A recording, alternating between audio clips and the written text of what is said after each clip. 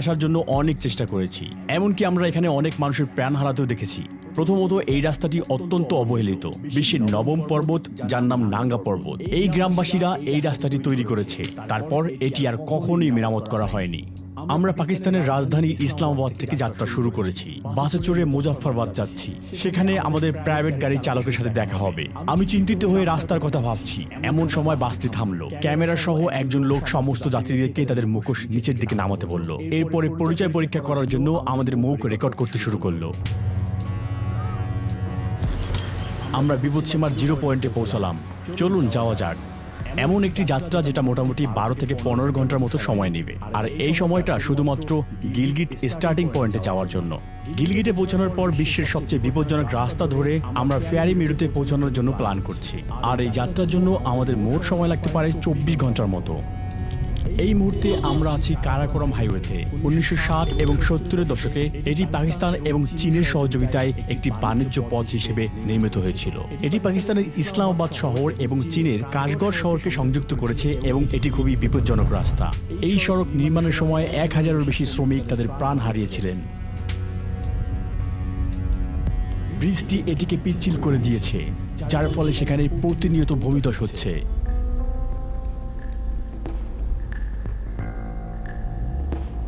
এমনকি যাত্রার শুরুতেই আমরা পিছনে ফিরে যাওয়ার জন্য ইঙ্গিত পেয়েছিলাম।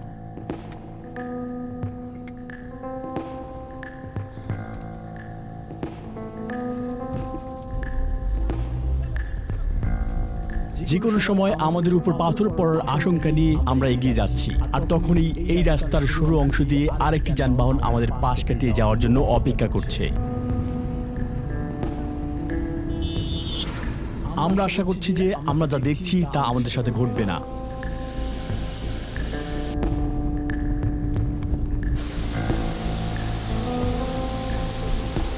একটা পাথর আমাদের গাড়ির উপরে পড়ল।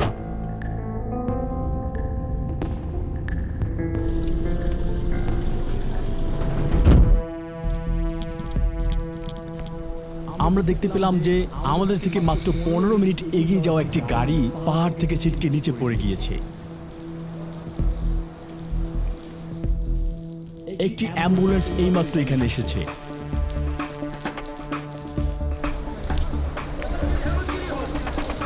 এই দুর্ঘটনায় হতাহতের ঘটনা ঘটেছে।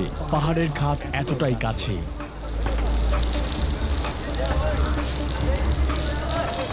তিনি যে স্থান থেকে ইশারা করছেন সেখান থেকে ওই গাড়িটি পড়ে গিয়েছে এবং মানুষ তাদের প্রাণ হারিয়েছে। একে একে তাদেরকে গাড়ি থেকে বের করে আনা হচ্ছে।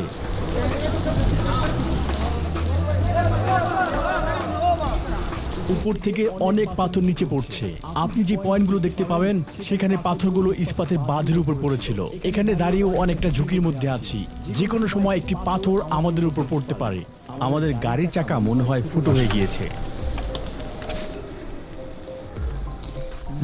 এটার ভিতরে একটি লোহা ঢুকে গিয়েছে।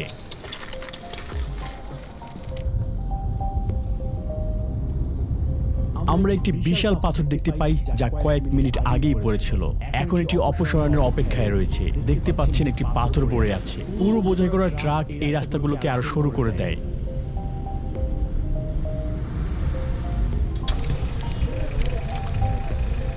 গাড়ির সামনের জানালায় একটি পাথর আছড়ে পড়েছিল। পাকিস্তান পাহাড়ে ভরা।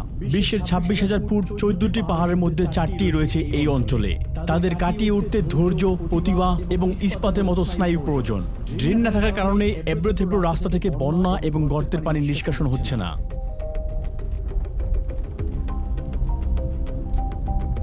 রাস্তাটি ধসে পড়েছে। ভাঙাচোরা রাস্তা দিয়ে যাওয়ার সময় আমরা বেশ অসুস্থ অনুভব করেছিলাম।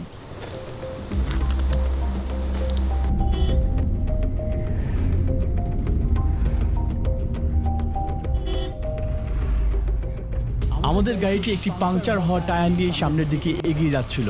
যেহেতু এটি আর আমরা ঠিক করতে পারছি না, তাই অস্থায়ী সমাধান হিসেবে এর মধ্যে বায়ুবাম করেই আমরা চলছিলাম। এটি একটি অত্যাচার। আরও একটি ঘটনা, মানুষ 20 মিনিট ধরে খালি হাতে রাস্তাটি ঠিক করার চেষ্টা করছে, আর এই সময়টাতে আমরা প্রার্থনা করছিলাম যাতে পাহাড় থেকে আমাদের গায়ের উপর কোনো পাথর না পড়ে।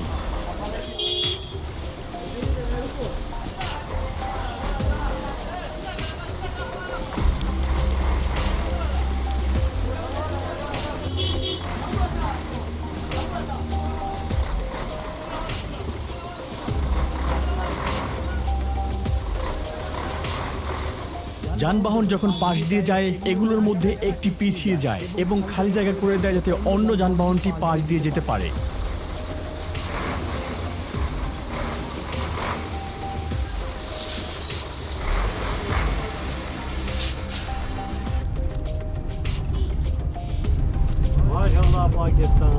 আজ আমরা কারাকোরামের তৃতীয় দুর্ঘটনা দেখেছি এবং এখনো আমরা সবচেয়ে বিপজ্জনক অংশে পৌঁছাতে পারিনি। এই সব কিছুই আমাদের ইঙ্গিত করছে যে আমরা জীবনে কতটা ঝুঁকি নিচ্ছি। হয়ে আমার পেট অসুস্থ হয়ে পড়েছে। বেশি করে নিঃশ্বাস নিন।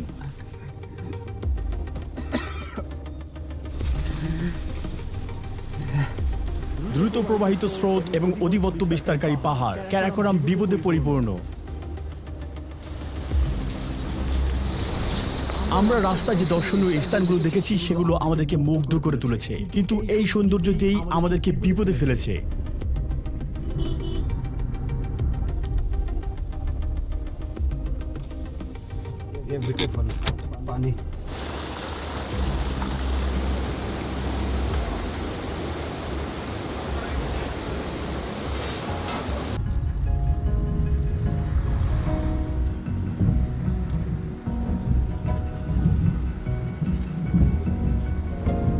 অবশেষে আমরা অতিক্রম করতে পেরেছি।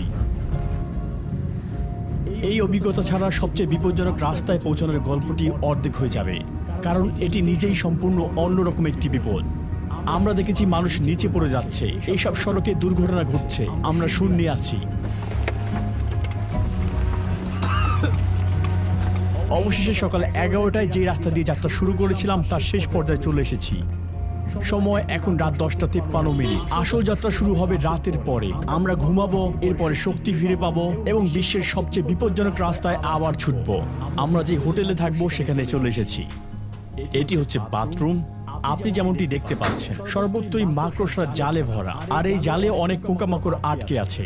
তারা এখানে একটা মিসওয়াক রেখেছে। এটি হচ্ছে দাঁত পরিষ্কার করার ডাল। মনে হচ্ছে প্রত্যেক অতিথি এই মিসওয়াক ব্যবহার করেছে।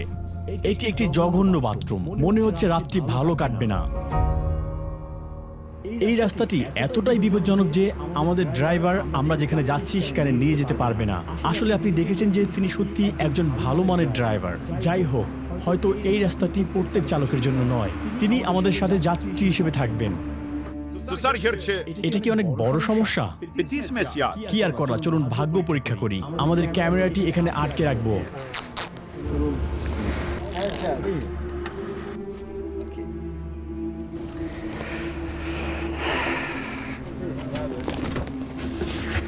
আপনার সিট বেল্ট নেই, তাই না?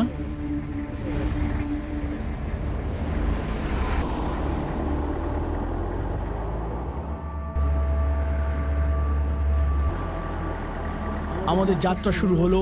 নিরাপত্তা বাধা তুলে নেওয়ার সাথে সাথেই আমাদের শ্বাস আটকে যাচ্ছিল। শ্বাস প্রশ্বাস বেড়ে যাচ্ছে।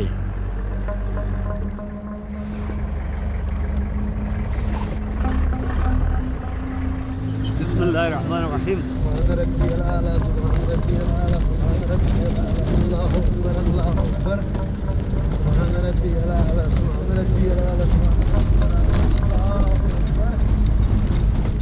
যেমনটি আপনি দেখতে পাচ্ছেন, এটা কোনো পিচের রাস্তা নয়, নেই কোনো ইস্পাতের বাঁধ। ভূমিধস বা শিলাপাতের ক্ষেত্রে এর বিরুদ্ধে কোনো সুরক্ষা নেই। আমরা শুধুমাত্র এলোমেলোভাবে যাচ্ছি। কারাকোরাম হাইওয়ে থেকে ফেওরি মেডোসের এই সরু পথটি আমাদের তাতো গ্রামে নিয়ে যাবে। শেষ গন্তব্য হলো ফেওরি মেডোস। স্বর্গ থেকে মেঘের মধ্যে দিয়ে যাওয়া 10,800 ফুট উঁচুতে যাওয়া একটি পথ। এই দৃশ্যটি দেখতে অনেক দুঃসাহসীরাই তাদের প্রাণ হারিয়েছিলেন সড়ক দুর্ঘটনায়।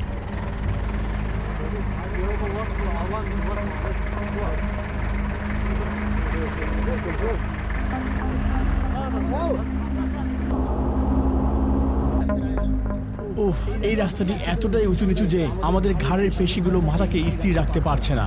মনে হচ্ছে যেন রাস্তা দিয়ে নেয় ভূখণ্ড দিয়ে যাচ্ছি। তারা রাস্তাও নির্মাণ করতে পারেনি। আমরা এখনো শুরুর দিকে আছি। আমরা এখনো বিপদ সীমায় পৌঁছাতে পারিনি। বিশ্বের 9ম বৃহত্তম পর্বত নাঙ্গা পর্বতের গ্রামবাসীরা এই রাস্তাটি তৈরি করেছিল। এরপর থেকে আর কখনোই এটি ঠিক করা হয়নি।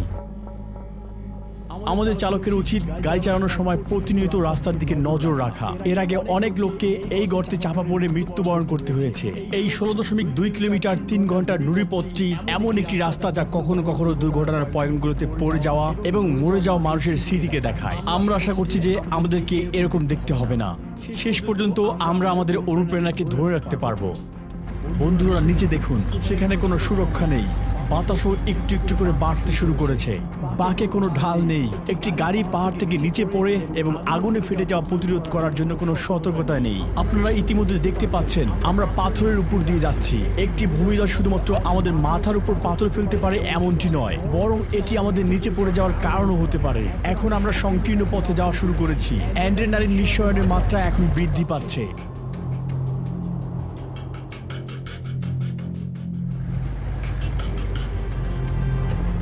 বিশ্বের সবচেয়ে ভয়ঙ্কর রাস্তা, আমাদের নিচে খাড়া খাদ। গাড়ি পড়ে গেলে আমরা নিশ্চিতভাবে প্রাণ হারাবো। খুবই ঝুঁকিপূর্ণ, অবিশ্বাস্যভাবে ঝুঁকিপূর্ণ। ওই রাস্তাগুলিকে দেখুন, এটি পাশ থেকে আরো ভয়ঙ্কর দেখাচ্ছে। সেখানেও কোনো সুরক্ষা নেই। একটি ভূমিধস তার পথের সবকিছু মুছে দিয়েছে। আমরা মেঘের মধ্যে আছি, আমরা আরো উপরে উঠব। আসলে আমরা এখনো রাস্তার শুরুতেই আছি। এখানে কোনো ফোনের সিগন্যাল নেই। এখানে আমাদের কিছু হলে কেউ আমাদের কাছে পৌঁছাতে পারবে না, সাহায্য করার কেউ নেই। এই পথটি একটি মারাত্মক পথ। স্থানীয়রা এটিকে কবরের রাস্তা বলে। আমি আশা করি এটি আমাদের কবরের রাস্তা হবে না। আমরা এই পাহাড়টি আরোহণ করেছি। ঝড় হাওয়া বইছে এবং বৃষ্টি হচ্ছে। তারা বলছে তুষারপাত শুরু হবে। সত্যি বলতে আমরা একটি প্রাকৃতিক সৌন্দর্যের মধ্যে আছি।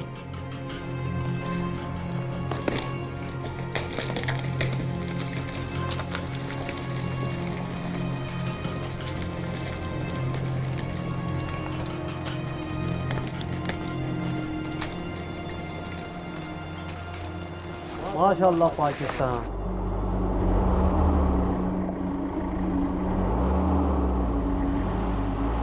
আবহাওয়া আরো খারাপ হয়ে গিয়েছে। আমাদের জিপ রাস্তায় আটকে গিয়েছে।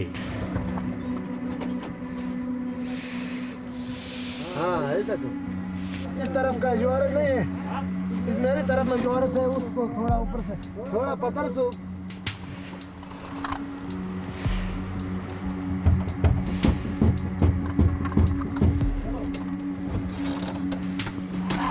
हाँ हो जाओ बस। একটু মেরামত করার পর আমরা আবারও আমাদের যাত্রা চালিয়ে যাই।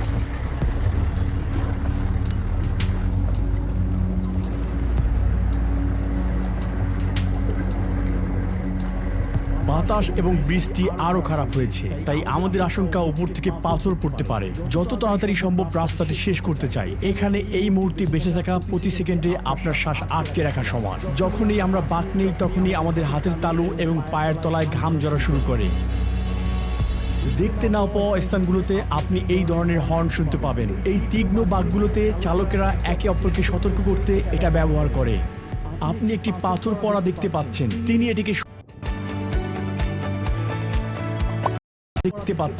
এটিকে সরিয়ে নিচ্ছেন যাতে রাস্তাটি অবরুদ্ধ না হয়। এটি মোটেও নিরাপদ বলে মনে হচ্ছে না। আমরা কেমন অনুভব করছি তা বোঝানোর জন্য কথাগুলো যথেষ্ট নয়। এমনকি এই ফুটেজগুলো পরিস্থিতিকে ভালোভাবে প্রকাশ করতে পারছে না।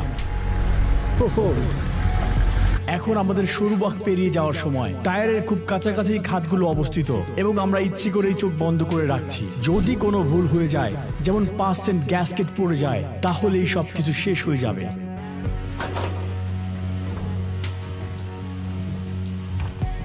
গাড়িতে কিছু সমস্যা হয়েছে। আশা করি আমরা আটকে যাব না।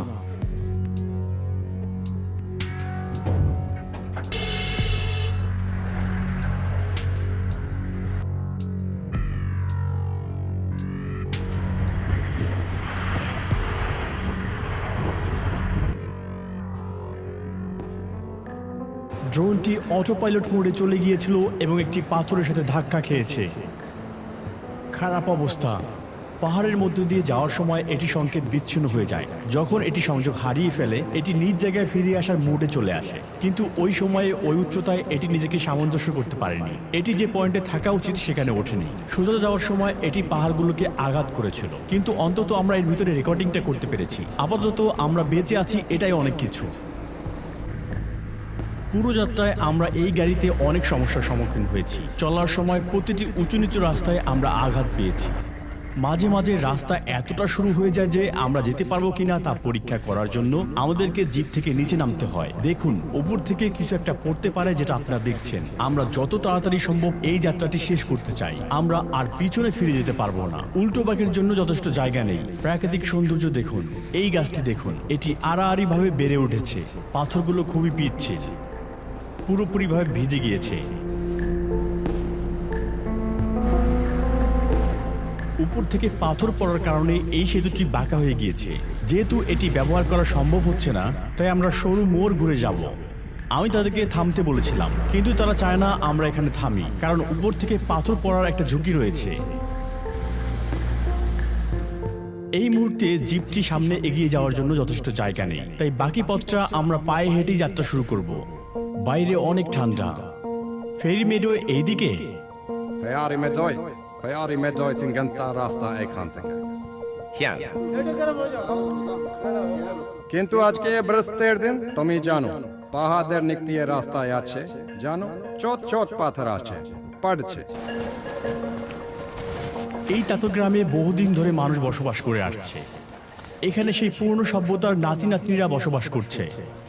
এই গ্রামের পরে আর কোনো বসতি নেই। আমরা আনুমানিক 3 ঘন্টা ধরে হাঁটবো এবং আমরা এই পাহাড়ি পথ পাড়ি দেব। এই পাহাড়ি পথে হয়তো আমরা অনেক ছাগল দেখতে পাবো। আপনি দেখতে পাচ্ছেন তুষার পড়ছে। আবহাওয়া খুবই ঠান্ডা। এখন প্রায় 36 ডিগ্রি ফারেনহাইট বা 2 ডিগ্রি সেলসিয়াস তাপমাত্রা রয়েছে।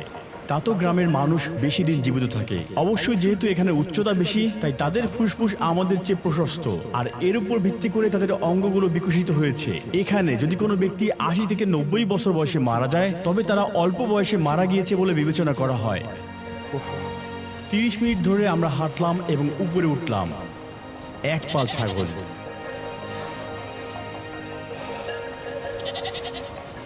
এরা খুব শক্তিশালী প্রাণী। মাঝে মাঝে এখানে ভাল্লুকও দেখা যায়, কিন্তু প্রতি বছর তাদের সংখ্যা কমছে। আমরা আসলে তাদের আবাসস্থল সংকুচিত করছি। ভাই, কত খরচ হবে? 3000 2000। दोनों का दो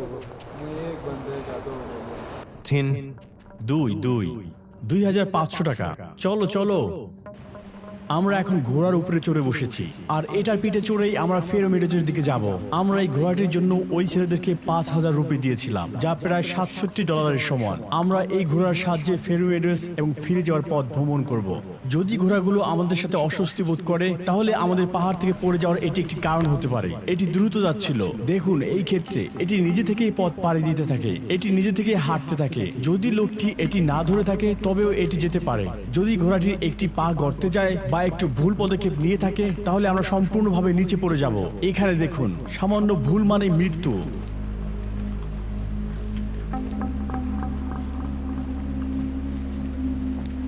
আমরা খুবই এলোমেলোভাবে যাচ্ছি। ঘোড়াগুলোকে খুব শান্ত এবং নিয়ন্ত্রণে রাখা আমাদের জন্য খুবই গুরুত্বপূর্ণ।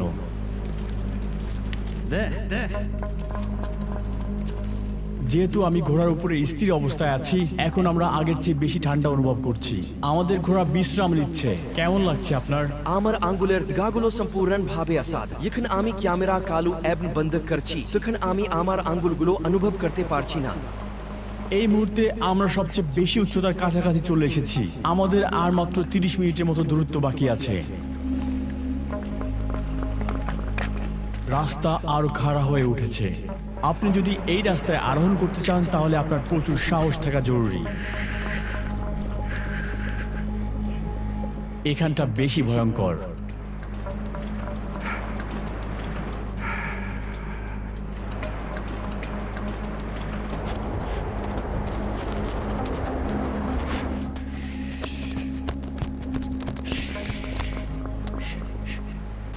আমি আশা করি এটা ভুল পদক্ষেপ নিবে না।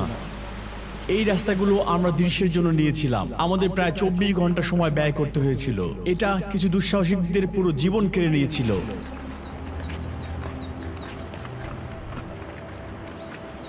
অবশ্যই এখানে অনেক হোটেল থাকবে। ঘোড়ার পা এখানে পিছলে যেতে পারে, কারণ আমরা কাদার মধ্যে আছি।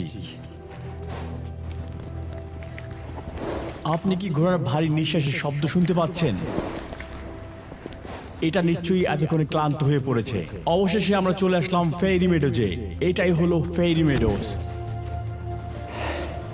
আমরা ভিজে গিয়েছি আর এটা নিশ্চিতভাবেই সবকিছু আরো কঠিন করে তুলেছে।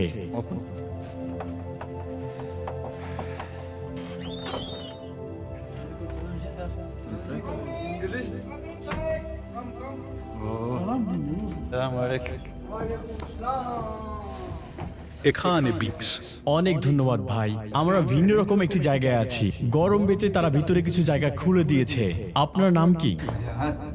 আমরা নিজেদের শুকিয়ে নিব, এরপরে আমাদের যাত্রা শুরু করব। আঙ্গুরগুলো প্রায় অসাড় হয়ে গিয়েছে। তারা আমাকে চা দিল। শরীরের মতো ভিতরটাও কিছুটা উষ্ণ হতে শুরু করবে।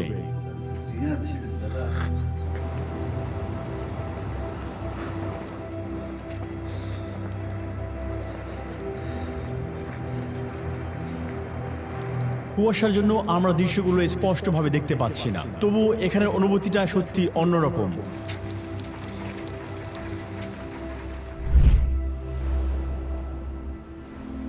এই ভিন্ন রকম জায়গাটি দেখতে আমাদের লাও শহর থেকে রাজধানী ইসলামাবাদে 5 ঘন্টার বাস যাত্রা।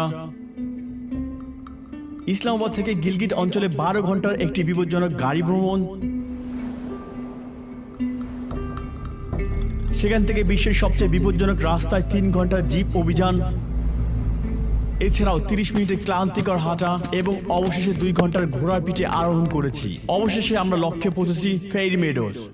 এই ভিডিওর জন্য আমরা একটি গোপ্রো, 2টি ক্যামেরা, 6টি লেন্স এবং একটি ড্রোন ব্যবহার করেছি। রাস্তায় আমাদের ড্রোনটি টুকরো টুকরো হয়ে গিয়েছিল। ভ্রমণ খরচ এবং আমরা যে সমস্যার সম্মুখীন হয়েছিলাম তার পাশাপাশি ভিডিওটি বানাতে, এডিটিং এবং অ্যানিমেশন প্রক্রিয়া সম্পূর্ণ করতে আমাদের অনেক প্রচেষ্টা ব্যয় করতে হয়েছে। এই প্রকল্পটি সম্পূর্ণ করতে আমাদের প্রায় 1 মাস সময় লেগেছে। অবশেষে আমরা চূড়ান্ত শীর্ষে পৌঁছেছি। এখানকার প্রাকৃতিক সত্যি সুন্দর। পাকিস্তান ভিন্ন রকম একটি দেশ। এখানে সমগ্র বিশ্বের সবচেয়ে সুন্দর প্রাকৃতিক দৃশ্যগুলো রয়েছে। তারা ছিল খুবই বন্ধুত্ব পরায়ণ। ভিডিওটি দেখার জন্য ধন্যবাদ জানাচ্ছি। আমি রুহি।